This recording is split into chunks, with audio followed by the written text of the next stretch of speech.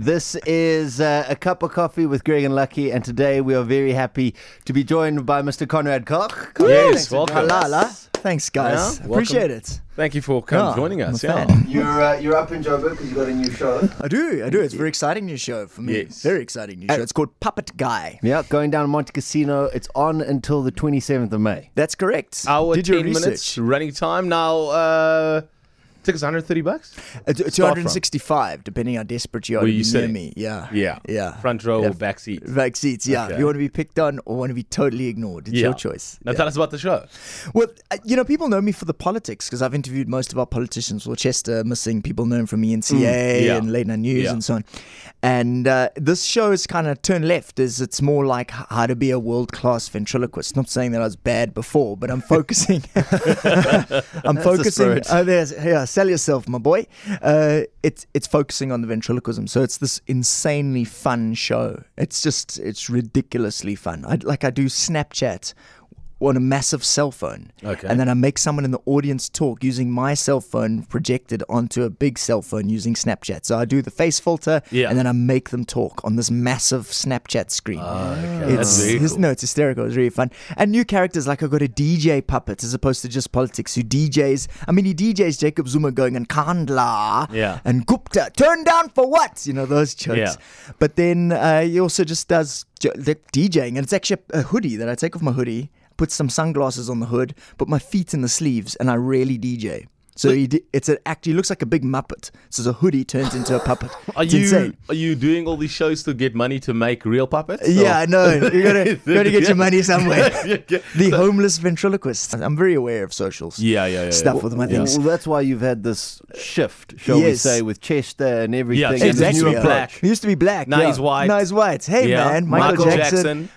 Or Leon Schuster, depends which angle you go in. But shame, I saw Leon Jones in my gym. He's looking tired. Shame, man. It's not good. And that wasn't from the gym. Boom! Shade. So much shade. Which we're tired of. He's like, no, the show is just fun. And I used to deal mainly with like hard politics. What's going on with Cyril Ramaphosa this week and deep race issues. White privilege and stuff, and I still go there. It's still intelligence, I like to think, but it's mainly just fun. So I have people like arts journalists saying my cheeks are sore. Like I haven't laughed like that in ages. This awesome. You will laugh like it's just. I've got a guy comes on stage. I put a lion mask on him. That's a ventriloquist mask. I saw this one. This thing I saw. And he hunts another O, but it's developed. Now there's a warthog, and then they try to hunt each other, and then they have a dance off. It's hysterical. So that, and I've got a mosquito puppet who I've got I'll bring him out now. Who's scared when the audience claps because that's how his dad died. And boom, mosquito joke. So, and then Chester's just slaying us. He's got cricket jokes, and the show's going to Canada after this, to all these festivals, going to Australia. So it's made to be this like accessible show that everyone can come watch. You like literally, the people bring their kids.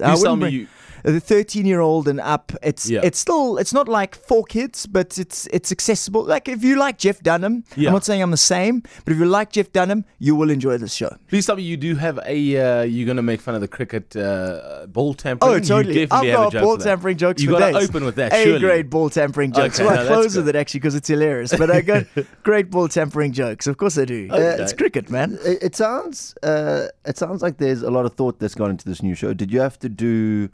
I was reading some article there, and it said that you did research about the show.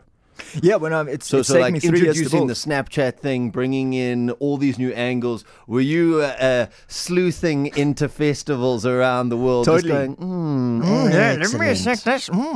And that, and then finding how to get the ideas that I had to work. Okay. So I did Just for Laughs. It's the biggest comedy festival in the world. Comedy Central took me there. It's real awesome of them to do that. Yeah. And I got a sense of where the global market is and where what I'm saying, how to take my good stuff that I do politically and translate it in a way that doesn't sound too like attention seeking, white guy trying to make himself feel good type things. Just make it funny, know, basically. So I did a comedy festival where you got Dave Chappelle and Trevor and everyone's there, and I go, okay, how do I reach this standard? How do I make myself comparable to your people who are winning America's Got Talent or Jeff Dunham? How do I aspire to that level? Because the problem with this market is everyone sees me within like a month. So then now everyone goes, well, now you're done. No, ventriloquism takes longer to develop than that. So to make it world class, I spent 3 years working on it in Cape Town and smaller club gigs without making a song and dance. Went off TV, went off radio, stopped with the newspaper writing stuff, and took Chester out of politics and went, what would I say if I wasn't talking about Cyril Ramaphosa? What world politics would I talk about? How would I translate our stories in South Africa so we can all understand it in South Africa and overseas? And getting Snapchat, how would you get a cell phone signal to go to a projector that you can transport easily and get someone to talk through it? Or how would you get a DJ puppet? What app would you use, and how would you get it so that you got just the right timing so I can actually literally DJ with my feet? So that took a long time to make funny and to not look like an idiot. I think maybe I still look like an idiot, but at least I look like a funny idiot. Greg and I always, we spoke about this the other day. It was actually quite weird. We were talking about how you've said that you've taken Chester out of the whole thing because you felt that you've dealt with the race issue, whatnot. And Greg and I talk about it being black and white, whatever. We say that, listen, obviously race is a huge factor because of our past and our history of what has happened. But do you think there would come a time when we won't always go back to it? Because I'm saying we, but people as South Africa, because it's sometimes, something happens in the news, someone drops the K-bomb, yes, of course, then we have to talk about it because we have to say that that's unacceptable. But then you get some people that use it in a way that say, oh, it's a racial thing, but then it's not. Do you know what I'm saying? I know exactly what you're saying. So that conversation is why Chester still exists and did exist, although now he's more he was always more complex than that, but we focused a lot on it. You see, Chester was, when people sort of, it's in anthropology. I've got to sound like a total. You got your master. No, we know. Chop. Anthropology. You haven't said that you've got an MBA. There's MBAs. In anthropology. You can work at McDonald's. I would use that in a pickup line. There's no one's going to have sex with you for that. Nobody. A very struggling art student, maybe, on the outside. Yeah. But maybe, if you're lucky. But the anthropology, the concept of racial essentialism is what you're kind of referring to, which is the idea that black people are black and white people are white and never the two shall meet, which is untrue. We use race and have race forced on us strategically and at different times. So in other words, when it's helpful to say I'm white or do white things or go, hey, but how you been? Do whitish kind of stuff, bri vibes. Yeah. Or black people sometimes do the same thing where it's suddenly, hey, comrade, what's going on? It's to align each other on economic fronts and on political fronts to like have a support base, which makes sense because in comparison to sort of the strength of white monopoly and wealth in South Africa and in the world, it's necessary for people to racially, it's basically black consciousness is what we're talking about here. Yeah. So at the same time, race doesn't exist. It's fictitious. There is no clear line. This term, colored, I don't want to speak for anybody, but my understanding, since you've asked it, is that race doesn't exist, and there is no essential position. This is a sliding scale where we all have bits of everything in us, and this idea that this means this is who you are is a total rubbish, which is why I don't do coconut jokes, because I don't think you can tell a black person this is what it is to be black, especially as a white guy. So I'm not telling black people what to say to each other, but I'm not going to be involved in it. If you do that stuff, I'm not going to support you. So when you ask me Chester's position, do we have race, will race ever go away? Chester's whole thing was he only invoked race when it was strategically useful to him as a political conversation on how race works and in order to point out my privilege. So what he did was break down the idea of a clear idea of race was my intention. So there's no black and no white, but black people are the ones who were oppressed by apartheid and white people benefited. That's the conversation he was having. Problem is that I got so good at that conversation, I got an award from Ahmed Kathrada for fighting racism, which means I'm not getting, and I was on like radio with Sisonke Msimang on other stations, this station too, actually, with your CBS and stuff, talking about, well, no, sorry, it's 7-2, They're still where all the advert money comes from. All that one part. We just same vibes. So to the point that it became my career to be this guy who just was all about race. And it just, so then how much, there are plenty of black people more competent, better than me, way better than me, of saying this stuff. So why am I this can't be my only voice. Yes. So I need to find a way of talking about this stuff without it being my only voice. Okay. That, and also for my own creative path, I don't know what else to say right now. I'm listening more than I'm talking. So I feel that white people, in some ways, and I know I'll accept some people are saying this, need to just shut up a bit.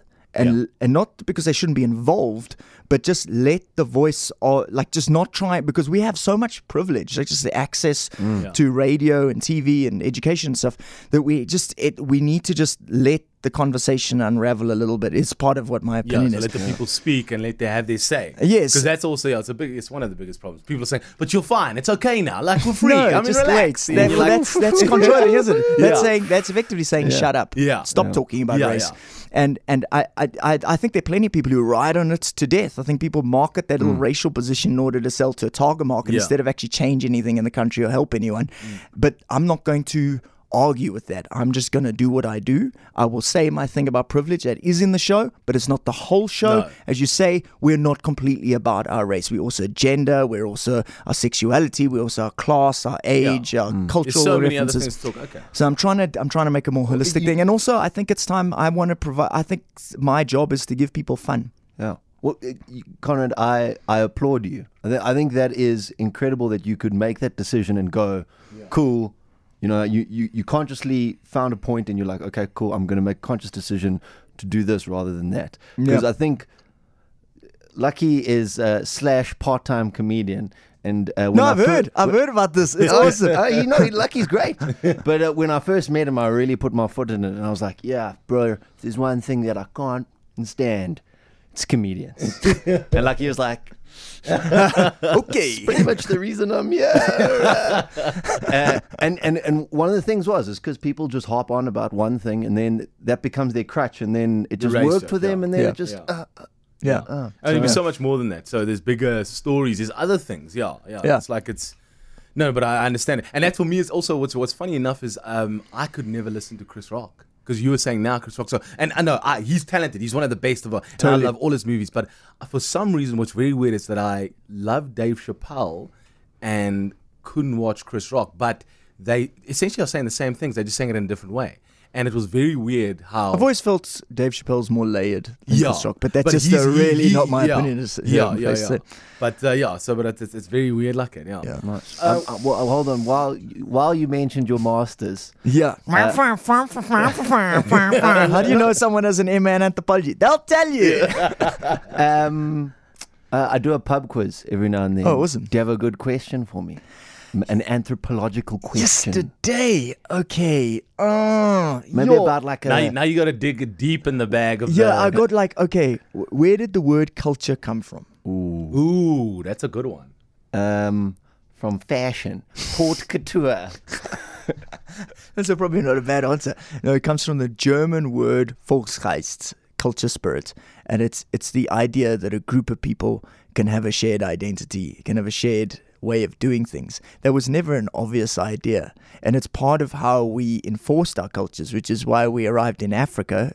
I'm talking about white people, and went and told everybody that no, you guys are the Zulus, and you guys are the Xhosas, and they probably say Xhosas, and you guys are the Pedis / Tsongas, and defined racial groups according to us. Not that I'm not saying what black people are or aren't. I'm saying, but that's how we saw the world as as nationhood, and then we put ourselves at the top of a Darwin type hierarchy.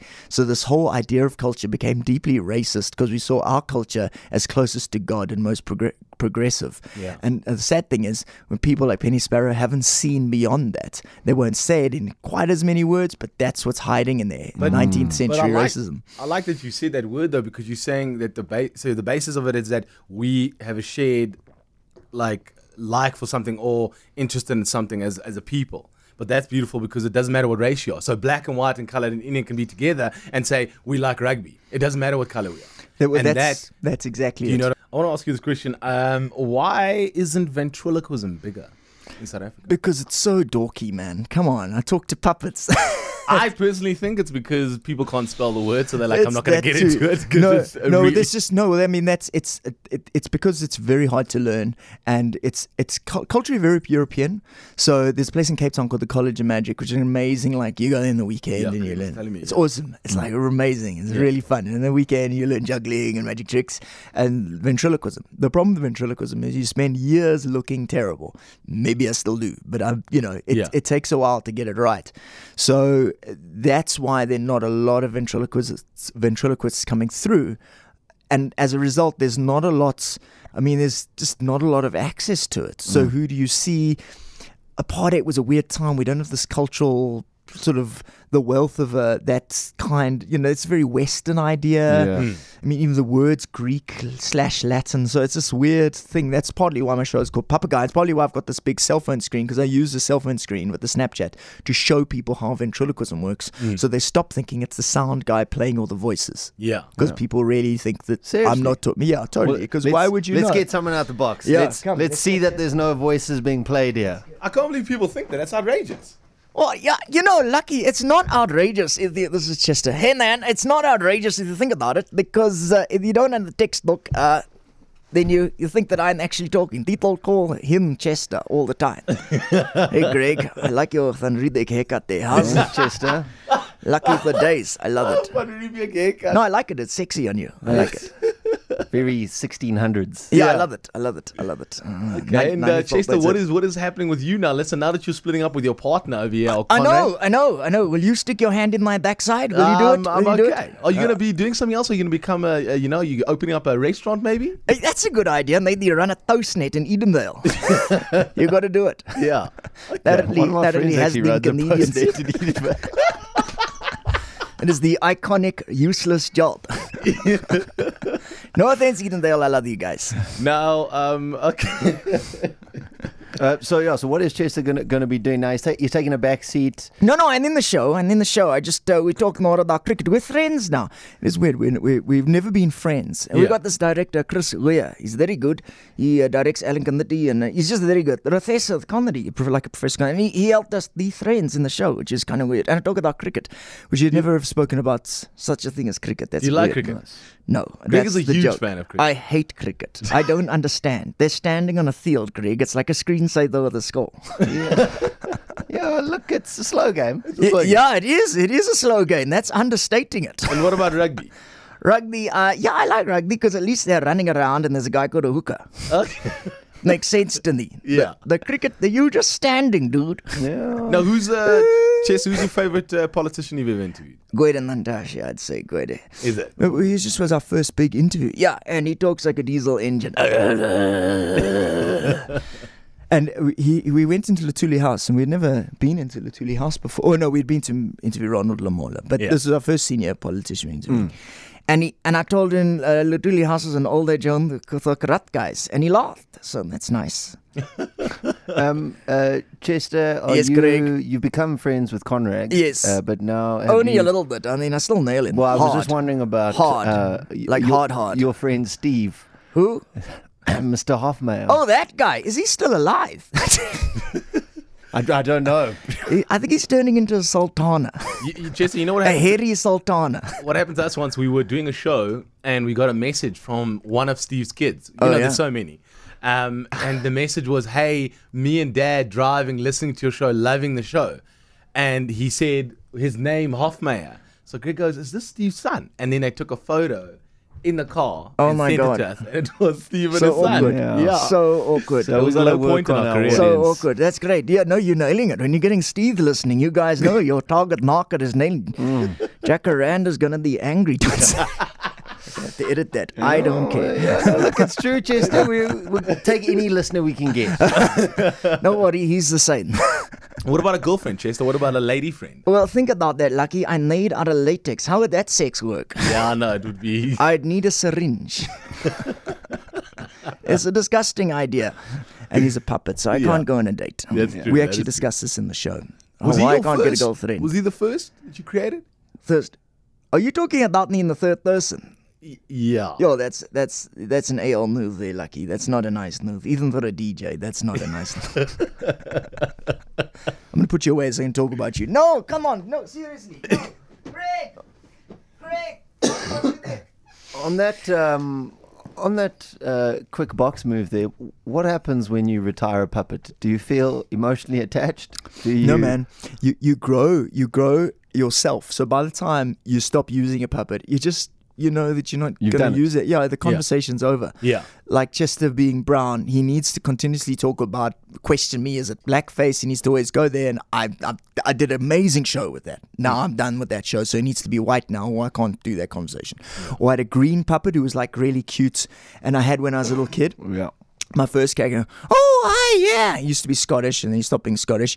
And I just stopped with that conversation. Now I've got a similar low-status character as this mosquito puppet. Is he here? Yeah. Is he? Let's meet him. So the vibe is, this is Africa's most dangerous animal. Yeah, he's still killing a lot. Oh, jeez. He looks like lucky. Oh my God! And here, 94 throat in my nose. I had erectile dysfunction in my face. Jeez, it wasn't hard, dude. What's his name? Mosquito. It's not the original, is it? Yeah. I had a cat called Meow, so yeah. Well, there you go. There we go. Hey, there we go. That's why you're a DJ. I love it. I love it. What is your? What are you about? What are you? I'm the mosquito. I'm a mosquito. I'm a vegetarian. Male mosquitoes don't bite people. Yeah. You just keep you awake so long, you want to kill yourself. But he's still working on material, so he's not going to sit here for long. Okay. That's understandable. He's 3 months old, so it's like it takes a while to get the mojo. Just as had years of just talking, just talking. Like he's being a person, yeah. But I'm still working on like what would he say here and what would he do there. So it's got a lekker script. It's nice. I mean, it's only literally 4-month-old puppet, but I'm very pleased. It's just let's break the illusion here. So it's made out of foam, and then they sculpt it. They actually carve it. This lady, Janny Young, is an incredible Standard Bank Artist of the Year award-winning artist who made it. I was about to ask about it. And his eyes come out, which is very funny in the show. So they pop out, and then he stop tampering with my balls. So you got your jokes there. There's Australian jokes. And then he flies around the room and talk smack about mosquitoes. It's some really, because it's a really relatable topic. Yeah, like it's anywhere huge in South Africa and Africa. No, in the world. Everyone hates mosquitoes. Canada, Australia, Asia, everyone gets what a mosquito is, but it is an African kind of thing. Like so there's sort of like a conversation that is relatable everywhere. So that's why I like the idea of a low status character instead of something, in comedy, in ventriloquism, you're all about, it's like a sitcom. You're all about this, like, I'm nailing you, or he's nailing me, or he's lower status and is scared and it's lower status. Create like a cool conversation. Okay. That's the thoughts that I have. All right, well, let's just end off with, we just want to ask you why people should come to the show. Yeah, well, because it is one of the funniest hour and 10 minutes you can have in South Africa right now. And I know that sounds like I'm boasting it, but the reviews have been rave reviews. I had sold out shows in Cape Town this last weekend at Monte. Was totally sold out, minus 23 tickets. It was getting standing ovations. The reviews have been incredibly positive, and it's really, really fun. So, come see it, man. The show's going to go global, I hope. Okay, Conrad Koch, the puppet guy, now Peter Toon Studio Theatre at Monte Casino until the 27th of May. Tickets start from 1:30, and it's an hour and 10 minutes. You book at CompuTicket. Yeah, CompuTicket. Conrad, thanks for joining us for a cup of coffee. Thanks, Greg. Thanks, Lucky. Appreciate it. Thanks for the coffee.